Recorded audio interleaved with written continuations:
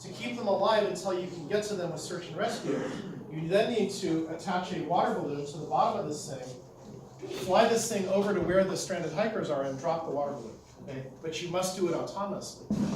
So you can imagine how much programming this takes. We actually have to program, this is a little bit more like Scratch in terms of programming, but we have to program RGPilot to tell the drone what to do.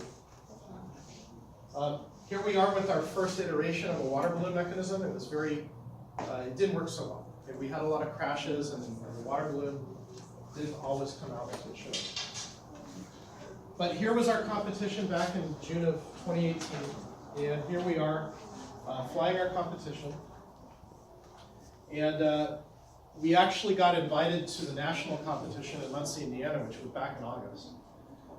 We didn't have money and we didn't have interest at the time to go there, but I'll tell you right now, my club was offered $5,000 by an anonymous donor, so we actually have funding now. So we are actually going to, if I can get interested team members that are into this, hopefully this year we'll go to Muncie, Indiana, which is here in Indianapolis, for our national competition. So, but I need good computer programmers. Right? In fact, Jerry's son Cho, that's pretty much all he does in aeronautical and aerospace engineering. He's programming all the time. That's what he does all the time. Of course, we tried to do fundraisers. We borrowed Chef Prince's room last year to make Christmas crack. You probably had some. It was really good. But aviation and drone technology is not going away. There's an estimate that says by the year 2025, 100,000 new jobs are going to be needed in the area of drone technology. And that statistic here is in the top bullet point there, by the year 2025. So what I'm trying to do here, obviously I'm trying to just get people interested right now with my club, but I would eventually like to have an actual class here that is in cooperation with Ms. Sang, with her computer programming, where I get you not only doing computer programming, but also then applying it to drone technology. So I guess you could say that the sky is the limit. Pardon the pun. So let me show you the video that we weren't able to show Ms. Sang's Geek Squad at lunch today. There's an actual video that goes over the kinds of things that we do in this program.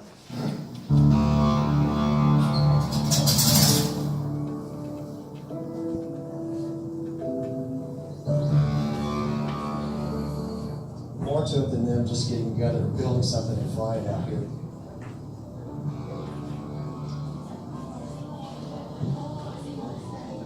I think UAS for SAM is probably one of our very best things we do. Programs like this are great because it gives them an opportunity to get involved. Science, technology, engineering, mathematics. This gives them an opportunity to go into the school and get somebody else who may not be exposed to the hobby interested in it. I really enjoy the process of learning how to fly and the whole team challenge and mission. That it gives us an opportunity to be together as a group of friends and to enjoy the hobby of model aviation together.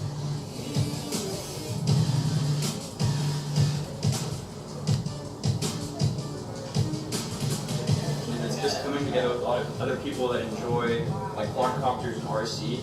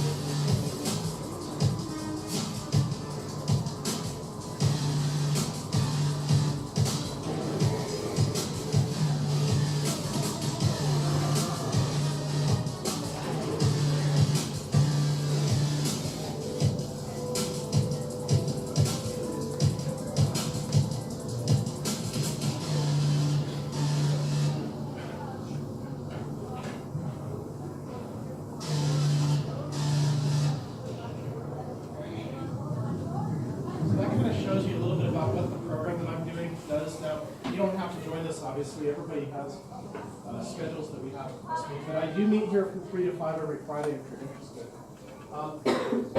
One of the things I want to show you right now is called Tello. And this little drone I bought at Best Buy last week, a friend of mine came and flew in the gym with us. We have gym fly-ins every third Saturday of the month. And we had a fly-in this last Saturday, and my friend came and he started flying this thing around the gym, and like, I've never seen such a stable, amazing drone for flying inside. Now, the cool thing about this is that the Tello EDU, this is the Tello regular version, but the Tello EDU is capable of more advanced programming. So you can program this thing in Scratch, you can program it in Python, and quite literally what you can do is you can program it to do what we call a swarm of drones. If you've never seen what a swarm of drones is, all you have to do is look at the Olympics that were, I believe, in Seoul. And there was a show that they had, actually it was the Winter Olympics. It was in Korea. And they actually had a drone ceremony. They actually had drones at the starting and the ending ceremonies. And they actually flew these drones. They programmed them so they would make the shapes of the Olympic symbol. That's your writing can cost you a lot. Remember, Tens of millions of people all over the planet tuning in for the opening ceremony of the Winter Games. And stealing the show this year, a drone performance that is shattering world records. ABC's Matt Gutman joins us Pyeongchang with more. Hi there, Matt. Hey, Paul, I was actually in that stadium last night watching it, and what we saw, those swarms of drones almost seemed too incredible to be real, but they were real. And some of those figures that you saw were over 300 feet high. Now, incredibly, these drones, I got a loaner here from Intel, weigh less than a pound, but put 1,000 of them or more in the air at the same time, and they create something that's now being called digital fireworks. the drone show broadcast during the opening ceremony didn't just dazzle, it smashed a world record. 1,218 drones set aloft by Intel, creating the largest ever swarm of synchronized drones. The largest number of drones previous to that, just over 500. Drones creating animated pictorial figures that snowboard coasting through the sky over imaginary bumps. A dove fluttering in the stars, and of course, electric rings. So what's that in your hand? So this is the Intel Shooting Star drone, and this is a drone that flew at the opening ceremony. 1,200 of these flew to create the snowboarder and the Olympic ring. This weighs 330 grams. It's about the weight of a volleyball ring. And the reason why we wanted to do that is for safety in mind. We wanted to make it plastic and foam. We wanted to make it lightweight. A smaller number of drones will fly here every night during medal ceremonies. This is something that's completely different from what I've ever seen before. It's a new form of storytelling, right? It's something where it's sort of like digital fireworks. The drones rely on sophisticated software that controls the swarms. It's beautiful, but it's not easy. There have been a lot of challenges. You can never predict what happens. The drones can only fly in certain areas under certain conditions. What the Olympic Committee has described as logistical issues.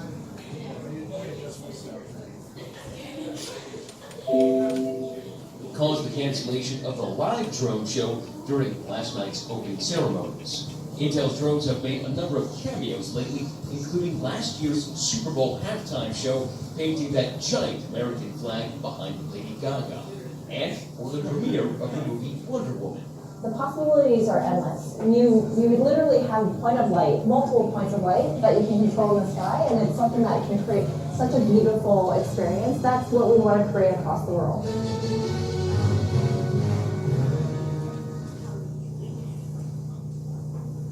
Now, what's incredible is that less than 2 pilots can operate those 1,000+ drones at one time. You know, we mentioned some of the conditions that could ground the drones. The cold is one of them because they run on battery, and the cold absolutely saps the battery of these things. The other issue is the wind. You may be seeing it flapping behind me, maybe in my face. It is really cold out here with a wind chill right now, guys, of 0 degrees. Zero. Well, hey, if Tonka Man can enter the opening ceremony. So that's a cool video. What I want to show you right now is straight out of the box. I got this at Best Buy just this last week. And the cool thing about this, Mr. Traeger, just letting you know, we got about 4 minutes. yeah, I know. Yeah. I know the time. Thank you. This is flown with software called Tello. So they actually have the software. This is the interface that I'll be flying with in just a moment. But in addition to that, the Tello EDU actually has a suite of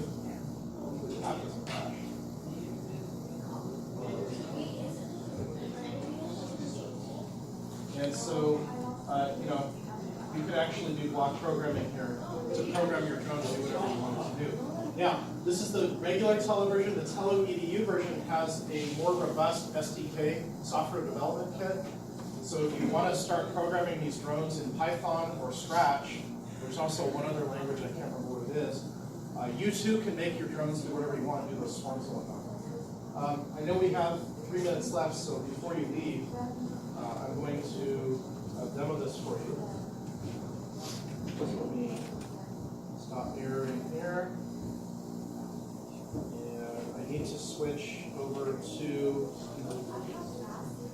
so basically what this does is it creates its own Wi-Fi network. So all I got to do here is turn on the drone, and it'll create its own Wi-Fi network. So if I dial into the Wi-Fi network, see Wi-Fi network Chinese.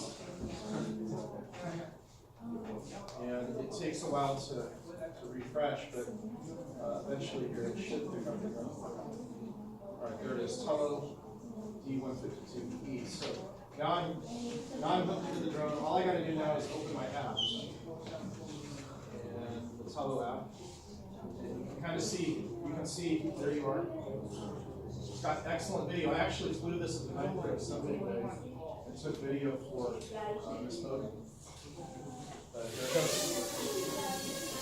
And it's super simple. And I can take video, I can take pictures.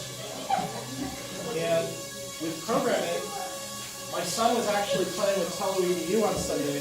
He actually knows how to program in Scratch. And he was actually doing stuff like this. Okay. It says it won't do flips when the battery is less than 50%. Darn. I was going to do some tricks for you. You just have to come back today after school? If 3 to 5? If they're interested in joining the club, that's fine. I can actually, really quickly here, I can land this thing. The cool thing about this is you can program it to just about anything you want. Here I'll do a hand landing. And it'll land in my hand. There we go. What I can do here real quick is I can just change up the battery. So I can show you the flips. And these are the kinds of things that you'll be programming. If you get into this Tello EDU, these are the kinds of things you'll be programming.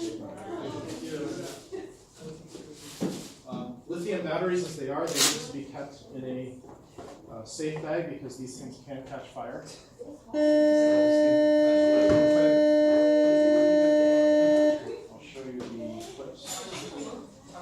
Probably going to have to dial in here on the network again. We've got to go. Hurry up. Hurry up. Hurry up. Hurry up.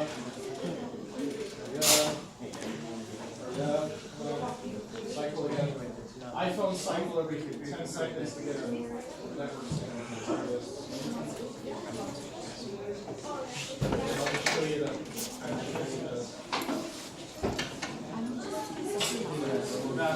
action. And the cool thing is, and you can program all this stuff. And you can do stuff like that. And this is up to you. If you want to learn how to program this kind of stuff, that's what Ms. Seg and I are here to hopefully help you try to do. But moreover, if you learn how to program this stuff, you've got yourself a job. And I think we need jobs. So, anyway, thank you.